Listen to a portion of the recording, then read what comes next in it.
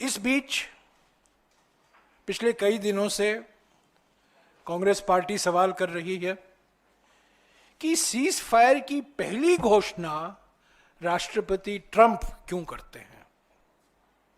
पहली घोषणा Washington DC से होती है। अभूतपूर्व है, ये पहली बार हो रहा है। किसके कहने पर हुआ, किसने पहले मांग की, वो अलग बात है, पर पहली घोषणा वॉशिंगटन में होती है। प्रधानमंत्री उस पर कुछ बोलते नहीं हैं। अमेरिकी विदेश मंत्री जो हैं, secretary of state Marco Rubio, वो कहते हैं कि अमेरिका की भूमिका इतना महत्वपूर्ण था कि अमेरिका के वजह से ही यह युद्ध विराम हुआ है। उसका जवाब उनके खास दोस्त डॉक्टर जयशंकर देते नहीं हैं। रूबियो जी कहते हैं कि तीसरे जगह में बातचीत होनी चाहिए, यानी कि भारत में नहीं, पाकिस्तान में नहीं, और तीसरे देश में बातचीत होनी चाहिए। उस पर भी प्रधानमंत्री जी चुप हैं, उस पर भी विदेश मंत्री चुप हैं।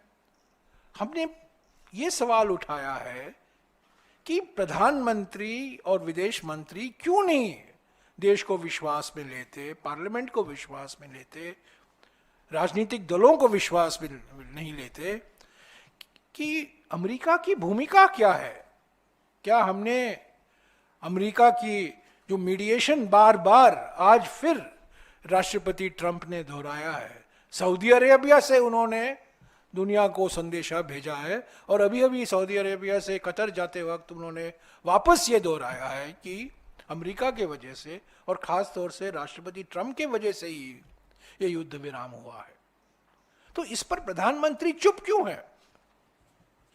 मार्को रूबियो की वक्तव्यों और बयानों पर हमारे विदेश मंत्री जो दुनिया भर की बातें बोलते हैं, प्रवचन देते रहते हैं प्रधानमंत्री के माफिक, इस पर क्यों चुप है?